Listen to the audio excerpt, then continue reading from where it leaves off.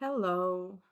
I do apologize for the frame. I'm trying to set my laptop to have it evened out, but it's not working. I think it's a little bit crooked, and I do apologize for the light situation.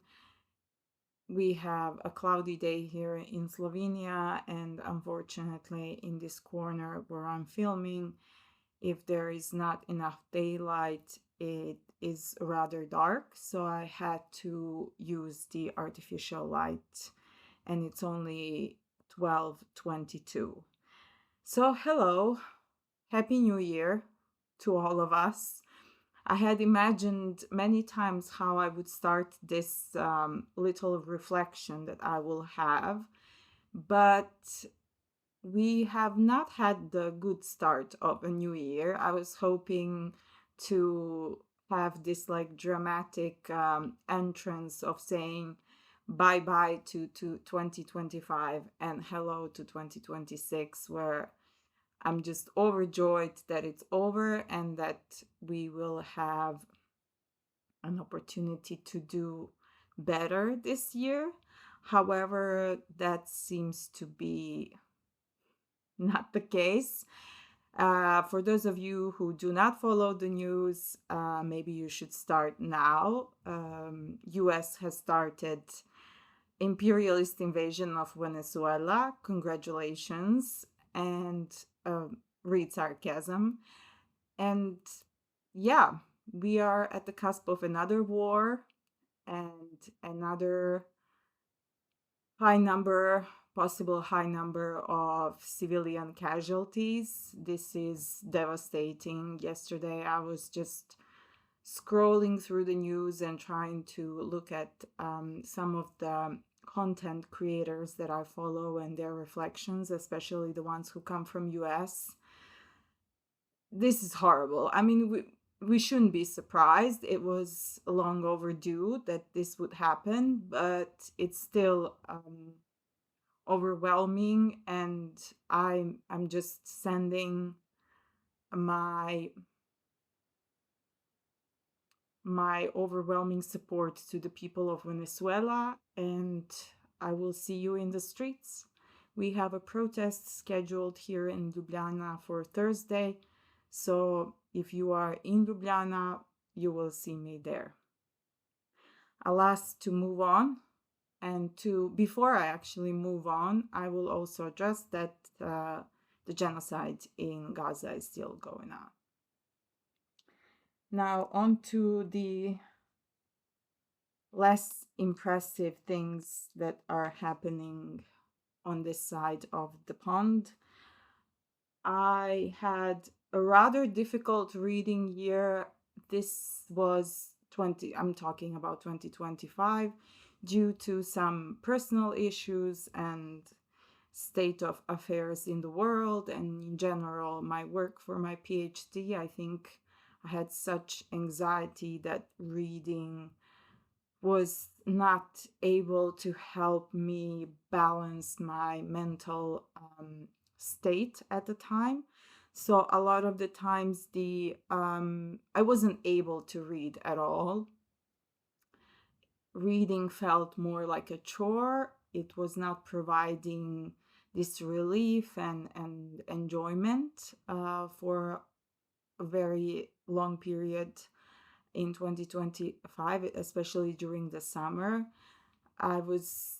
And that was for me very painful, because reading is this activity where I seek comfort, and since it wasn't able to provide this comfort that I was looking for, it was very painful to go through it and realize it and kind of fall into this death trap, mental death trap of doom scrolling.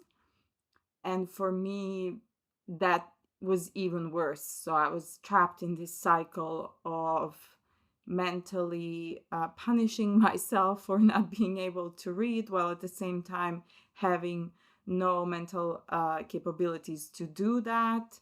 And it was emotionally exhausting and mentally exhausting. on top of all the things that were happening in my life privately. And I hope that this year won't be like that. We can just hope. And I would like to address in this video some of the goals that I had at the beginning of last year for the reading year, and whether I have achieved them, some reflections on those goals, and what are the new goals that I'm setting for myself in 2026.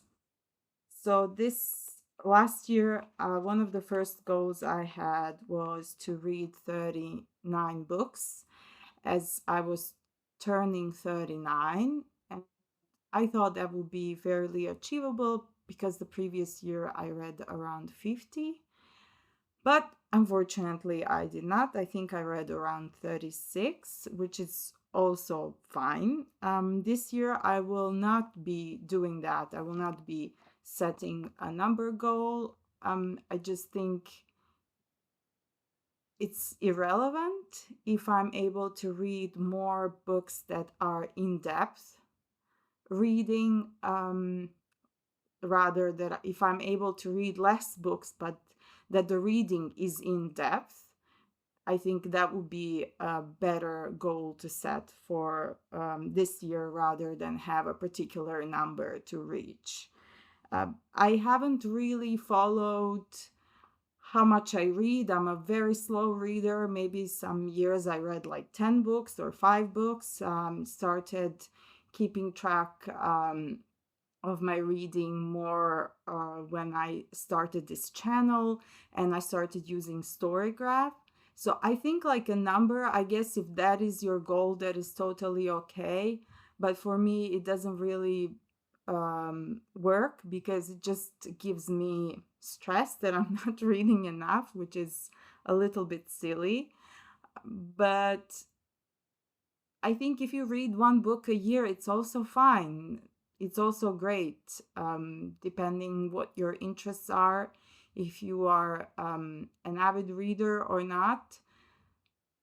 And I think the social media presence also puts a lot of pressure. I know in my first year of filming myself for my booktube channel, I had a lot of pressure to like post regularly, at least like once a month or every 2 weeks. Now I don't have that pressure anymore, and I just post as I go. If I have something to post, I will post. So yeah. Next one is to pick up books more for the times in between and in public spaces. I have failed in this as well. I was doom scrolling. There's not much to say there. I will keep this goal for this year because I think it will be interesting again to reflect on it next year. Next one is venture outside my comfort zone and read sci-fi. I have failed in that one as well. I have not read a single sci-fi book, and I will keep that goal for this year as well. I really do hope that I will pick up some of the books that are sci-fi. I even have them on my shelves more. I think I'm leaning more towards dystopian novels, but recently I had a conversation with an acquaintance, and she was raving about Ursula K. Le Guin, and I think maybe that would be a good start point for me to get into sci-fi. Next one is read more essays and memoirs. I don't think I read that many essays or memoirs this year. I think I read more of them the year before. And am I disappointed by that? I don't know. I have purchased many books that are essays by authors from Middle East, in particular from Palestine, but it has become increasingly difficult for me to read Palestinian authors simply because of the genocide that's going on and the consumption of the media and updates, and also engagement in protests here, and just local group that is organizing a reading of poetry, Palestinian poetry, once a week. I think it was kind of overwhelming. I think I needed to take a break from those authors that are exploring the history of Nakba and persecution and apartheid, and over the last 100 years, especially because I was also writing academic article on the topic of Zionism, and I was writing an article on the topic of everyday resistance, which included a Palestinian perspective. And I think that was the reason why I needed to distance myself from fiction or nonfiction by Palestinian authors that was addressing the complexities of the settler colonialism in Palestine. Next one is, I guess essays and memoirs I would like to explore more this year, but we will see. I'm not really that set on that aspect of the goal from last year. I guess December or January next year, December this year or January next year, I will do a little video on it, and we will see what I have done with that goal. Continue to explore topic-based reading. I have not done this at all. I haven't done almost any videos on topic-based books that I was reading. Usually they are novels if they are dealing with a particular subject like transgenerational trauma or something else. I haven't done that. Maybe I will do it this year, maybe not. I'm not really pushing myself to make these kind of videos because they require a lot of time and effort, and taking into consideration how much research work I need to do this year. This is the year where I'm doing my ethnographic research, and I will be traveling a lot back and forth between Serbia and Slovenia, and I don't think I will have that much time to explore in depth the topic reading of several novels at the same time. And I think this period of researching is rather exhausting because I just returned from a research trip that wasn't as successful as the previous two, but that's also part of the research process. And this adjustment into the routine that I have here takes several days, and sometimes it feels like you need to go back into work straight away. And I tend to bash myself if I don't, but obviously I need to just get better at not bashing myself. Then the next one is, and I think Renee will be happy about this, that I finally read a book by Rachel Cusk, the first one from the Outline trilogy, and I have to say I'm a Cusk convert, finally. I will not speak of the novel here. I will speak in another video where I will talk about the books that I read at the end of the year and beginning this year. And next one is Go Big or Go Home, read bigger books. Also not very successful, but I think that's one of the goals that I really want to keep. I've been encouraged by this one Instagram reviewer. I follow him for the last 2 years, and he reads really chunkers. I forgot what was his handle, but I will post it in the description. He rereads books, and a lot of the times he reads a lot, and I really don't know how he manages to read that many books. He's also an academic and anthropologist. no, he's an archaeologist, which is very, very interesting. And I will post his profile in the description, and I think you should check it out because he has some brilliant recommendations. And looking through his posts and stories, I'm really impressed by the chunkers that he's reading. And that's something that encouraged me to pursue it fully in this year. I would really love to do that this year, even though it means that I read like 5 books this year. I would really like to read bigger books. Place more reviews. That is one that I have completed. I have been doing more reviews, really short reviews on Storygraph, and I would like to continue doing that, but I would like to add another layer to it, and that is that you will be seeing more posts on my Patreon, which I will be linking in the posts on my YouTube channel, where I will talk about some reflections, like very snappy, short reflections while I'm reading books, maybe take out some quotes, maybe give my own analysis and connections, especially when it comes to academic reading that I'm doing. So if you are interested in that, you can also follow me on Patreon. I will link the profile link in the description so you can check that.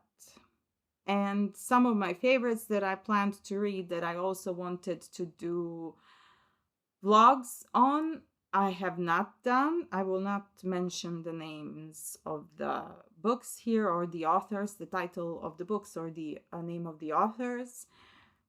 I will keep that, and hopefully it might happen this year. So some goals that I would like to have for this year are to read more classics and contemporary classics.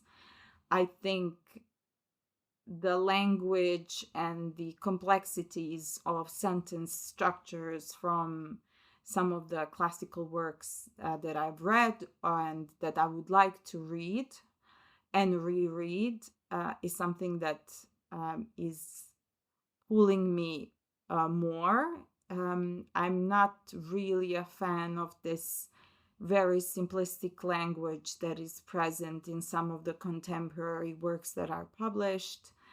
That is why I have a selection of books here that I think go beyond that simplistic language, especially when I was reading some of the authors from the 20th century.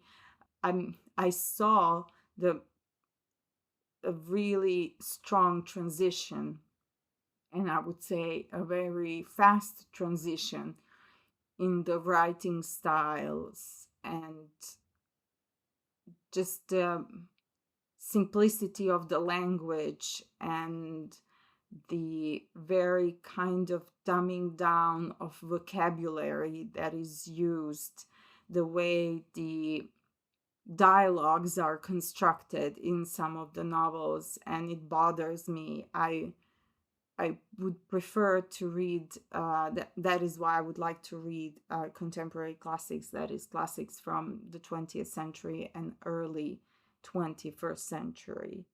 Some of the other classics that I would like to reread is Aeneid by Virgil, Odyssey, and Iliad as well.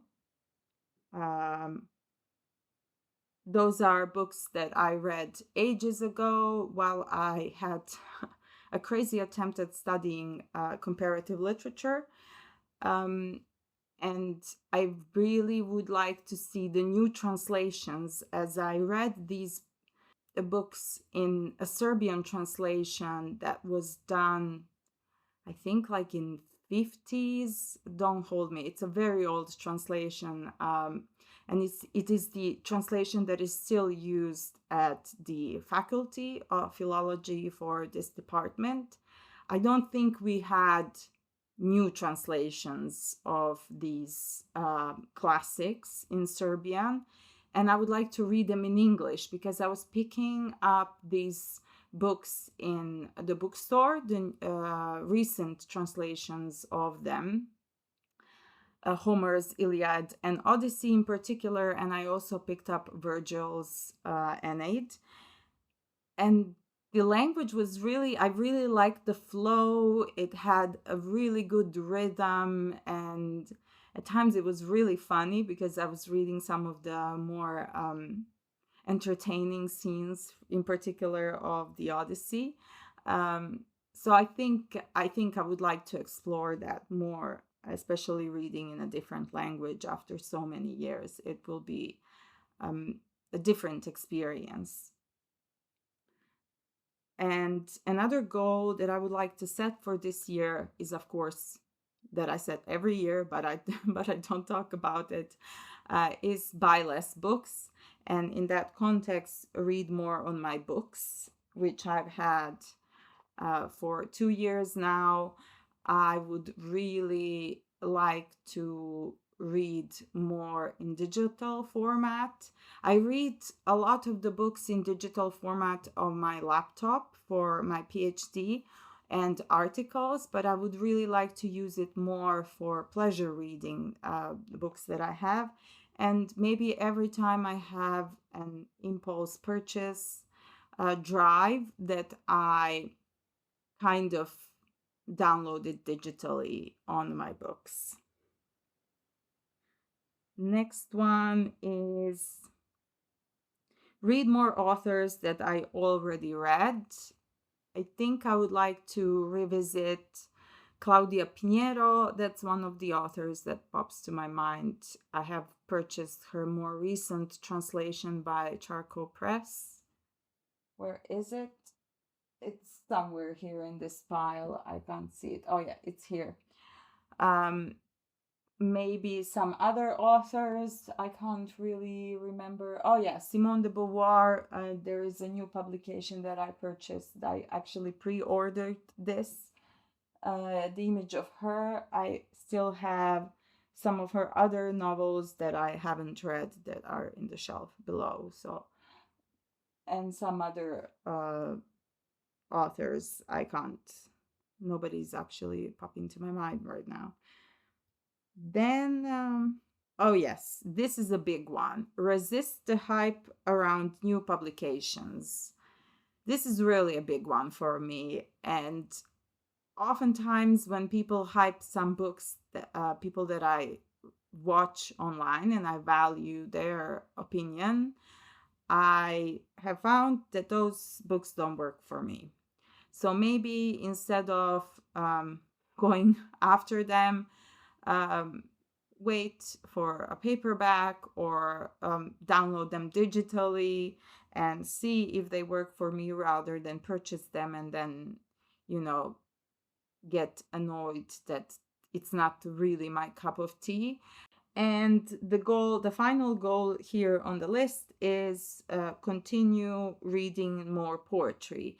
I've read more poetry last year because I really pushed myself to do that, as I haven't been reading poetry as much before in the several years before 2025. I was reading a lot of poetry in my teens and my 20s, and I would really like to reconnect with poetry. And there are some poets that have inspired me to do that, contemporary poets, and I would like to explore also some of the classical poets that I have read before.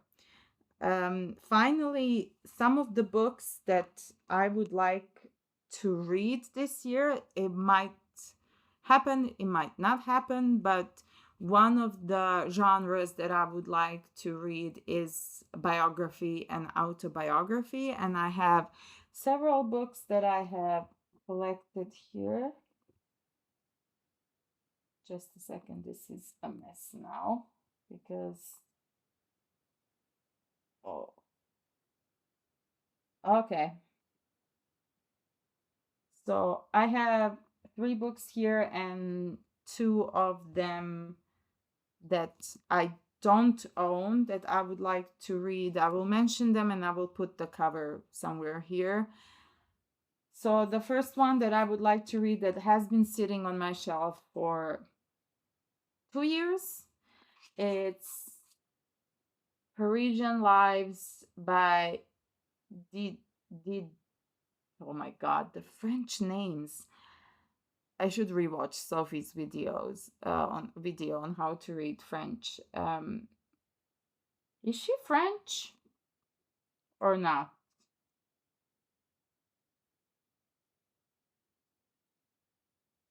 I don't know. Deirdre Bair, or maybe she's not French. Let's check. Now I'm curious. Where is she from? Not that it matters, but I would really like to.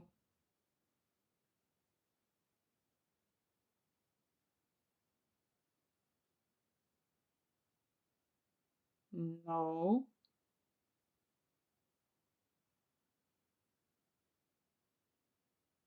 Oh, she was American. Oh, she passed away in 2020. Oh, that's too bad. She was an American literary scholar and biographer. Okay, let's see how you pronounce her name.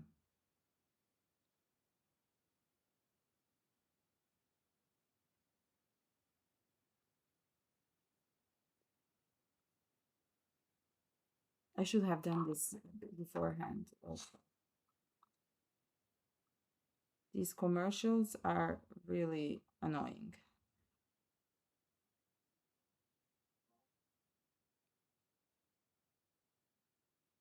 For the New York Institute for the Humanities, I'm Robert Boynton. Our episode today pays tribute to our longtime fellow, Deirdre Bair, who passed Deirdre away last Bair. weekend. Deirdre Bair. The author of 6. That's it. I apologize for that distraction. I didn't know that she passed away. I thought she was still alive. Oh, I feel bad now.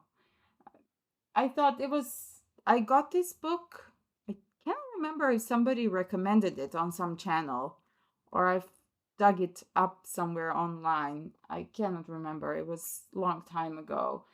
But it's basically about Samuel Beckett and Simone de Beauvoir and her own research that is about her journey trying to write the biographies about these 2 literary figures and the challenges that she had while trying to interview them, talk to them, be present in some way in their life in order to explore their their work and life to write the biography. She has, I think, 2 separate books that are biographies of Samuel Beckett and Simone de Beauvoir, but this is a separate work where she kind of fuses the autobiographical aspect with the biography of 2 authors.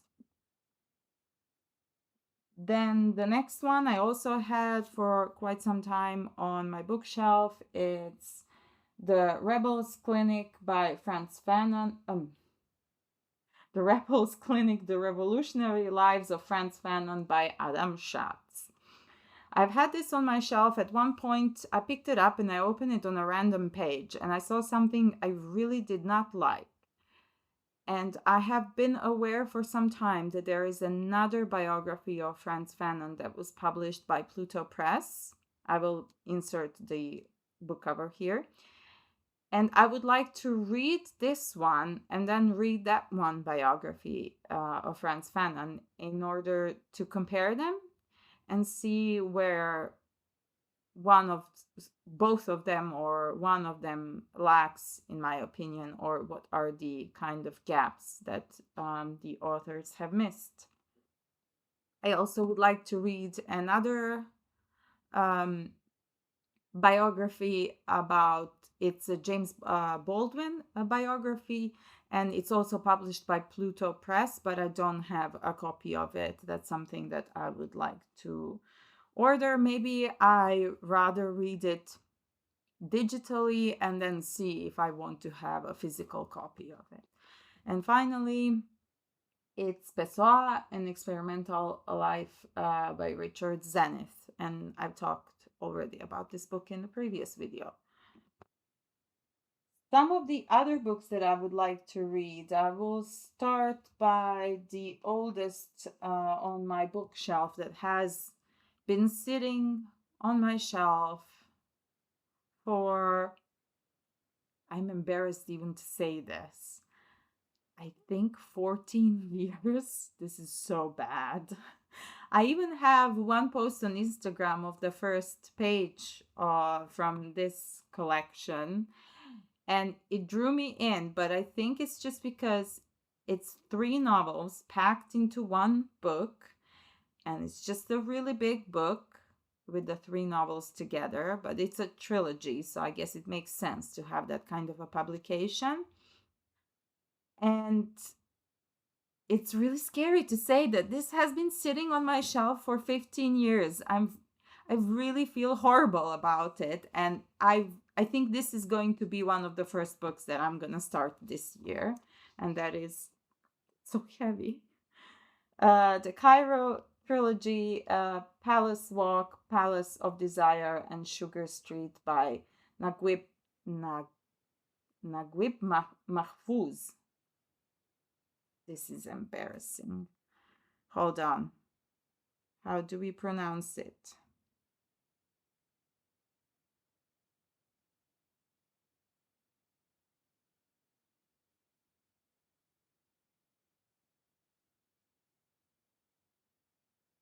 Learn French with great French TV. Oh, the commercials. Okay, I wasn't that far off. Naguib Mahfouz. I've seen some of the interviews with him where he talks about, critically, of course, about the Western civilization and the concept of the Western civilization. It's a huge book. I think it's also a family saga. It's something that I would also like to read more this year. How many alsos have I said in this video? It is traces 3 generations of the family of tyrannical patriarch Al-Sayyid Ahmad Ab al-Jawad, who rules his household with a strict hand while living a secret life of self-indulgence.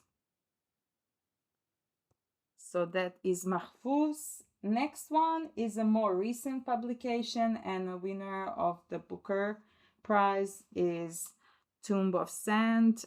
This was on a discount in a local bookstore, and I opened it, I read a paragraph, and I was in awe by how beautifully the sentences are crafted.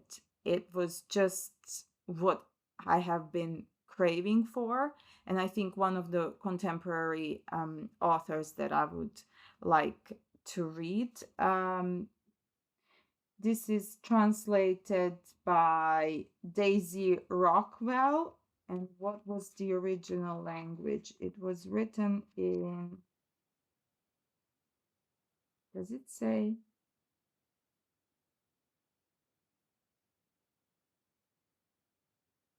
In Hindi in 2018.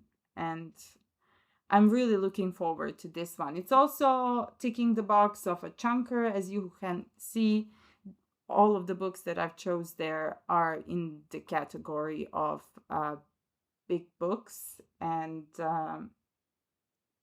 that's another goal that I would like to accomplish this year. Another novel is Eleanor Catton, The Luminaries. I have found this book in a bookstore in Berlin, and I would just like to read more authors from New Zealand.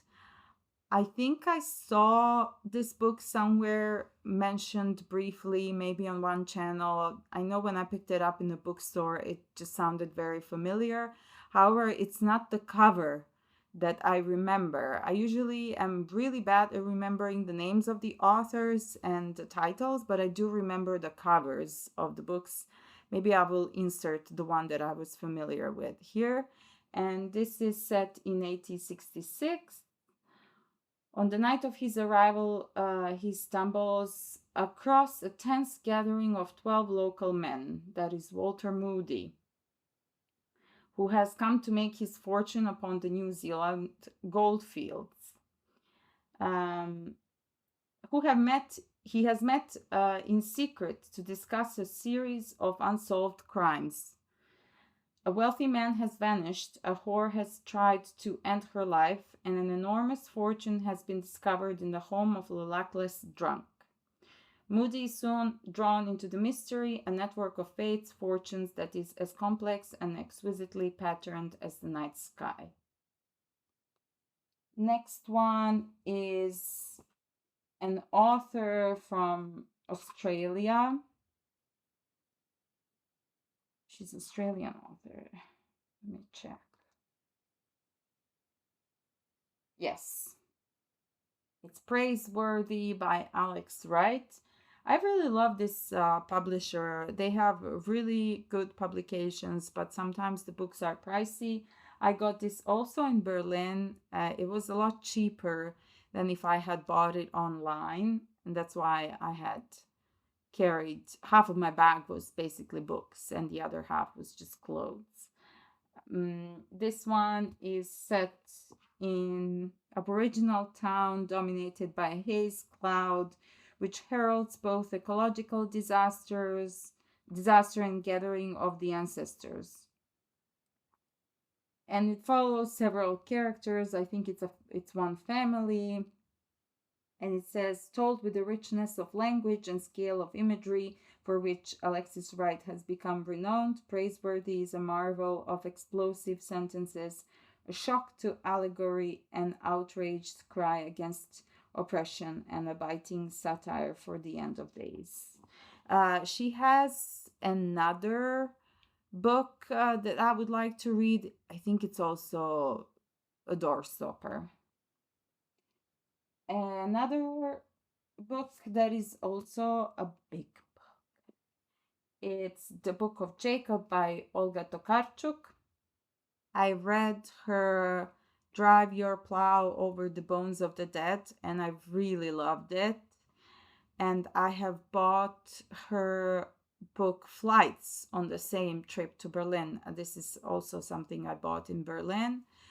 I wanted this publication, the American publication, rather than the Fitzgeraldo one.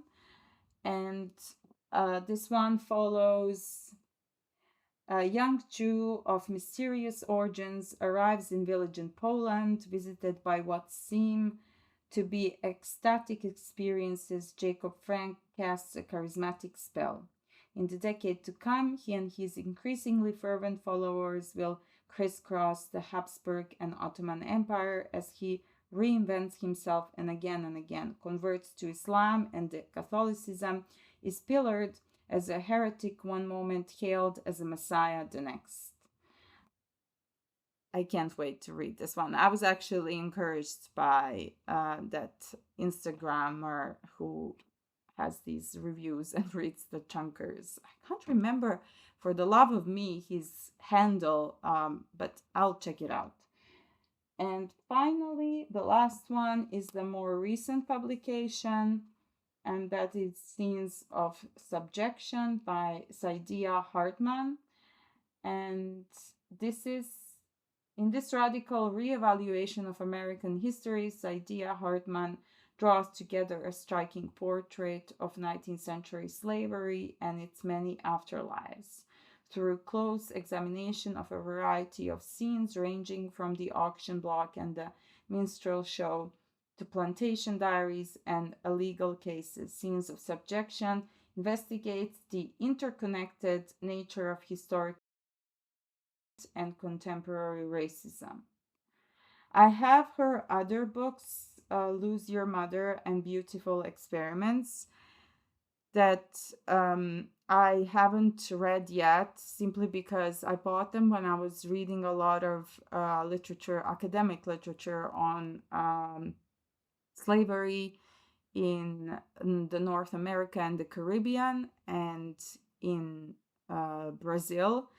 And it's just sometimes I get into these like specific topics that I explore to the point where I get sick of that particular topic, in the sense that it becomes too overwhelming and it's just too much information, and it's usually very difficult topics that I'm exploring. So there's a lot of pain and a lot of abuse, a lot of resistance as well, and a lot of hope and a lot of despair.